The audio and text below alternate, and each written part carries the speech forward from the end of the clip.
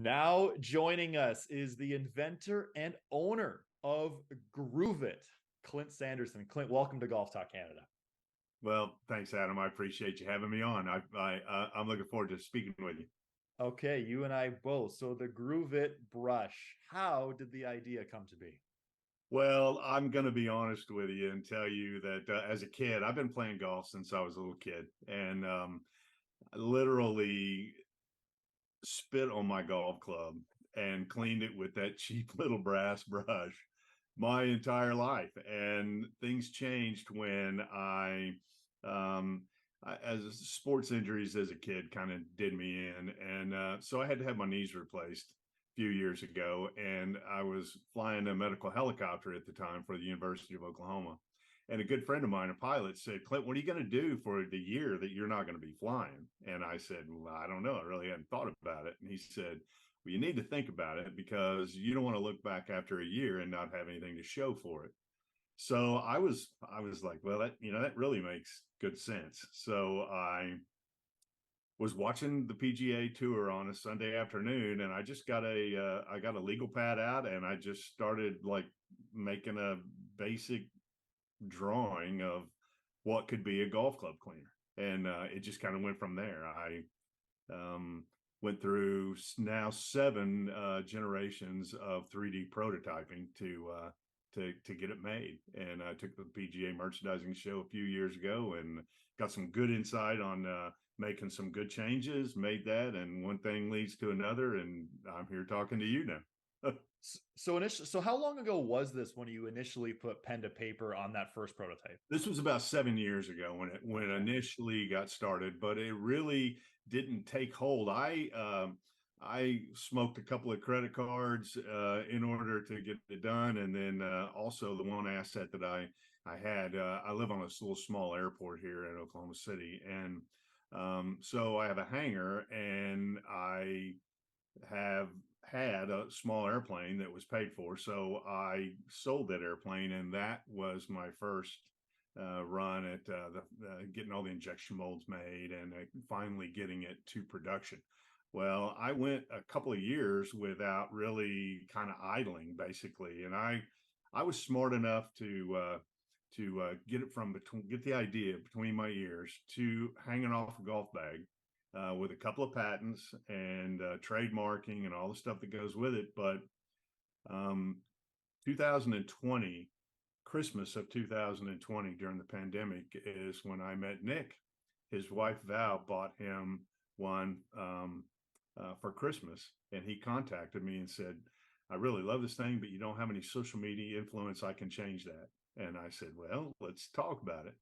And it's just kind of gone from there. So I got the idea hanging on a golf bag, and Nick has literally introduced it to the world. And so we're a good team, you know? Absolutely, you guys are a great team. Now, for those who haven't seen the GrooveIt brush in action, how does it actually work? Well, okay. So there is a small water bottle inside an outer shell that screws onto the brush itself. And the brush is held to your golf bag by way of a really strong magnet. Okay, so you can pop it off the bag, okay, and you push on the cap, and it dispenses water in or through the head of the brush onto the face of your golf club. And when you're used to it, or you're finished with it, just like get it in the same zip code basically of where the north end of the magnet is, and it'll find the other half. So that's how it goes. And I kind of put a couple of drops of dishwashing liquid in there. Just it doesn't really help because, like I said, I started off spitting on my golf club, But if you put a couple of drops of dishwashing liquid on it, in a small bottle, it kind of comes out kind of foamy, and it kind of looks cool. But it really doesn't clean any better, but it looks better. Well, and that might be something that a lot of our viewers and listeners maybe don't think about that much is the importance of clean grooves, because Clint, that could be the make or break if you're in a bunker, if you're around a green for making clean contact, isn't it? You are exactly right. The grooves on the face of a golf club are like the rifling in a barrel on a rifle. And that, if you don't have grooves on a golf club, it's like shooting a musket. So the ball comes out of the barrel, but there's no telling which way it's going to go, like a knuckleball. Well, so that rifling imparts spin, and that creates the correct trajectory, the consistency of the spin, accuracy, and all that still holds true with the face of a golf club. When you hit the ball, when the face of the club strikes the ball, it imparts that spin. Well, if you have all sorts of stuff in the grooves, it makes a knuckleball. And that's why guys hitting it out of the rough have a hard time with consistency, because the grass gets between the face of the club and the ball, and they kind of don't know where it's going to go for sure. Guys like me and you sure don't know. Even the pros, they don't know, so it's kind of a, just kind of you just have to deal with it on occasion. So that's why the pros are all really, they're really into keeping their clubs, the face of the clubs, the grooves clean. And so it has literally changed my pre-shot routine. Since I can take it off the bag, I'll be waiting up in the fairway, hopefully in the fairway, to hit a shot to the green. I'm waiting. You know how you always have to wait. Somebody's on the green, and so I just look, and sometimes even if I don't need to, I like to do it because it takes my mind to my shot. I pop it off, a couple of squirts, some scrub, towel it, put it back on right then and there, and then it just kind of locks me in. It's part of my routine to make sure, because golf is hard. It's a hard game. It just is. And so it's easy to make an excuse if, well, it was the wind. Well, it was this, the lie. I was in a dip, whatever. You don't really need another excuse, or another reason. It could go wrong on you. So that's good, clean grooves is where it's at. Yeah, they certainly are. And I've got a couple of the products beside me. I can't wait to use them for the first time. So that's the GrooveIt brush. And then there's the Mini G. How did this all come to be? Well, Nick and I were talking about it. This is, we introduced it last year at the PGA Merchandising Show.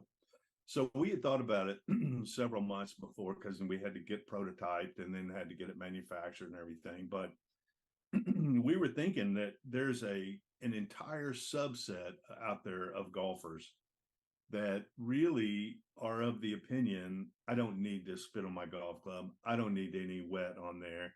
I just need to clean it. That's what I want.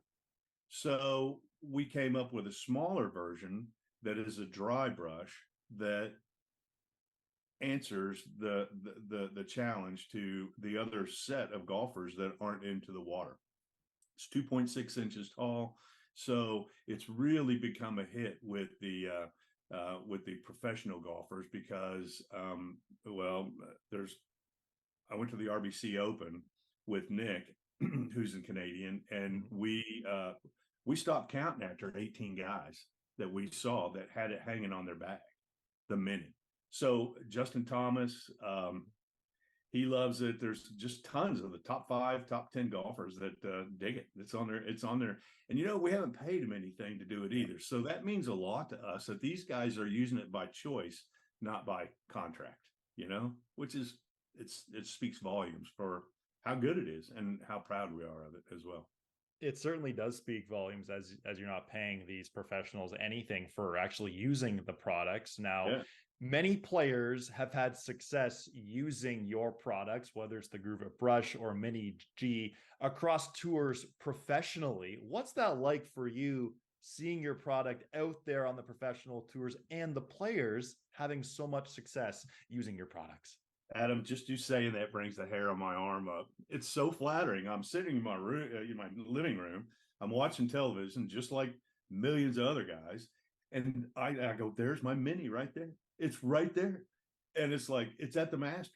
It's at the RBC Open. It's at every tournament venue. I mean, it's like it's very, very flattering, because here again, we're not paying anybody to do this, so it's by choice. They're using it by choice, and that's because it works and they like it, and that just brings the smile on my face, and Nick's as well.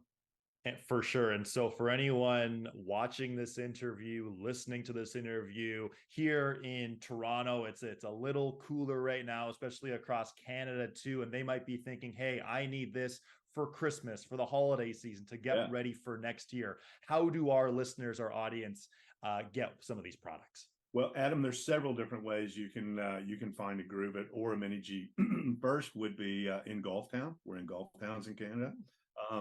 You can get them on our site, which is groovitbrush.com, or Amazon, or in the United States, we're really fortunate, but we've grown. We're in a whole boatload of Walmarts and Dixon Golf Galaxies. So if you're in the United States, you can get them real easy. Academy Sports, PGA Tour Superstores, we're out there. So if you just Google it, you'll find it, and then you'll easily find a place to get it. But there's local places in Canada where you'll find them. Many local places here in Canada to buy it, and this could be the turning point for your golf season heading into the winter and next season. Clint, very exciting products. Thanks so much for your time today, and all the best here moving forward. I really appreciate the time. Thank you for letting me kind of boast a little bit. I appreciate it.